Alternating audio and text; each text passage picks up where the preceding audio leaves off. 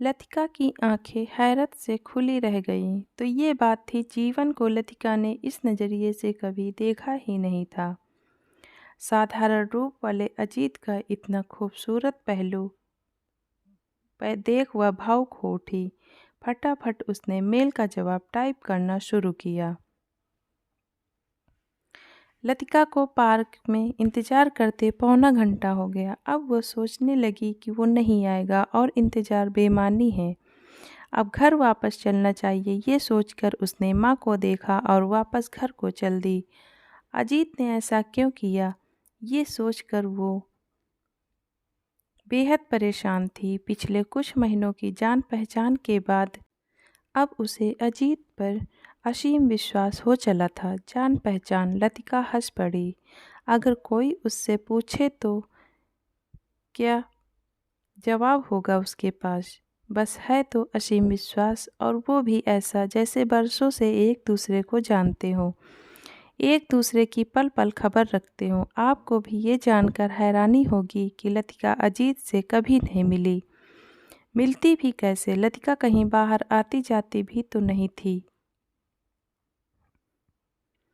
Building की 10वीं मंजिल से रोजाना उतरना कहाँ हो पाता था। उसके भैया भाभी एक मल्टीनेशनल कंपनी में काम करते थे। दो प्यारे से भतीजे उसके आसपास मंडराते नहीं थकते थे। घर में माँ और लतिका दिन भर रहते, एक दूसरे से सुख दुख बांटते। शाम ढले जब उसके भैया भाभी लौटते तो माँ बेटी पहले से ही नाश्ता खाना तैयार रखती।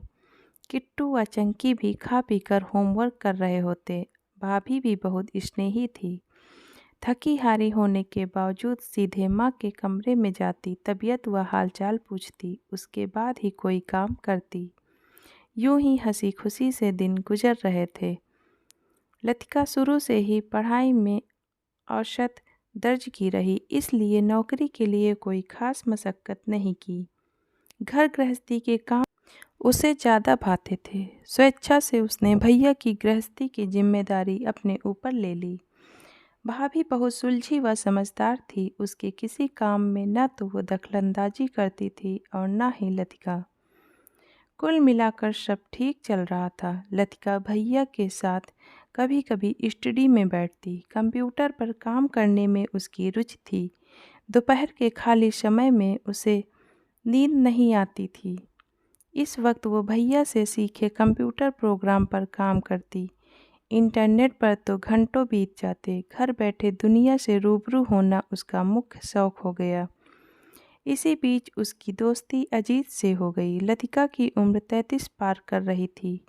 सखी सहेलियों का साथ तो 7-8 वर्ष पूर्व ही छूट गया था। हाँ, ईमेल पर एक दूसरे के सुख दुख शेयर करने में ढेरों दोस्त बन गए। उन सब में वो सबसे ज़्यादा अजीत से चैटिंग करती। शुरुआत में वह थोड़ी नर्वस थी। पुरुष मित्र के प्रति एक अजीब सा डर बैठ रहा था मन में, लेकिन समय के साथ विचारों का मेल और अजीत का शालीन व्यवहार लतिका को भाने लगा। यूं ही 7-8 महीने गुजर गए। लतिका अजीत के जीवन के हर पहलू व स्वभाव से अब तक अवगत हो चुकी थी।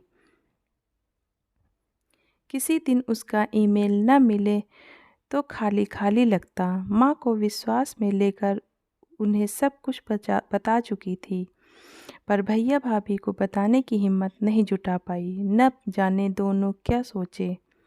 संयोग से अजीत दिल्ली के पास का ही रहने वाला था। कभी उसे डर भी लगता कि कहीं घर का पता न लगा ले, अतः अपना पता एकदम सही नहीं बताया था उसने।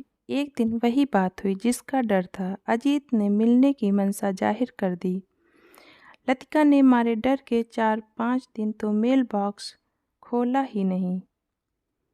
माँ के बार बार पूछने पर अपनी परेशानी बतलाई। माँ भी सोच में पड़ गई। अपनी बेटी पर उन्हें पूरा विश्वास था, फिर भी अनजानी आशंका मन को व्यथित कर रही थी।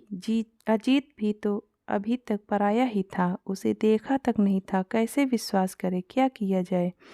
जैसे तमाम प्रश्न मन में उठ रहे थे। इस बार तो अजीत ने विवाह प्रस्ताव भी रख दिया था। अनजाने डर के साथ लतिका ने मन ही मन एक फैसला किया और माँ की सहमत ली। घर के पास के पार्क में मिलने का समय तय किया गया और अपनी पहचान के लिए पीले सूट और माँ के भी साथ में होने की सूचना दे दी। नियत समय पर किट्टू व चंकी का हाथ थाम माँ को साथ में लेकर लतिका पार्क भी पहुँच भी गई, पर वहाँ से खाली हाथ ही लौटना पड़ा। अजीत वहाँ आया ही नहीं। लतिका सोच में पड़ गई, क्या बात हो सकती है। बड़ी देर तक नींद नहीं आई। माँ खामोश थी, न उन्होंने कोई बात छेड़ी न लतिका ने। इस बात को भी वह पिछले सालों में देखे कई सपनों की तरह भुला देना चाहती थी। मन में उधेड़-बुन थी तो बस यही कि बुलाया तो अजीत नहीं था, फिर आया क्यों नहीं। अगली सुबह कुछ खास नहीं थी। हर रोज के काम और सामान्य बातचीत। 3 बजे के करीब उसका मन बेचैन हो उठा। शायद अजीत का कोई मैसेज आया हो। कांपते हाथों से उसने अपना मेल बॉक्स खोला। उसकी आंखें शब्दों पर घूमती रही और आंसू आंखों में। तो अजीत वहां आया था। पार्क में उसने लतिका को देखा भी था।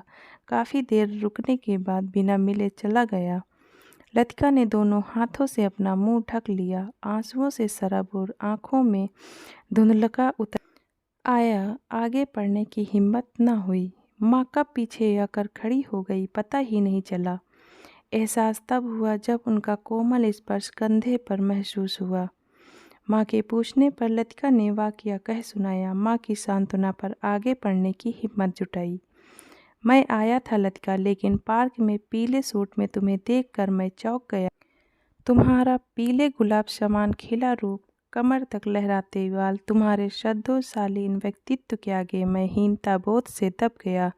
मैं अति साधारण रूप का सामान्य व्यक्ति, वह भी विधुर एक बच्चे का पिता। और कहाँ तुम्हारा दमकता रूप। ये अन्याय होगा तुम्हारे साथ।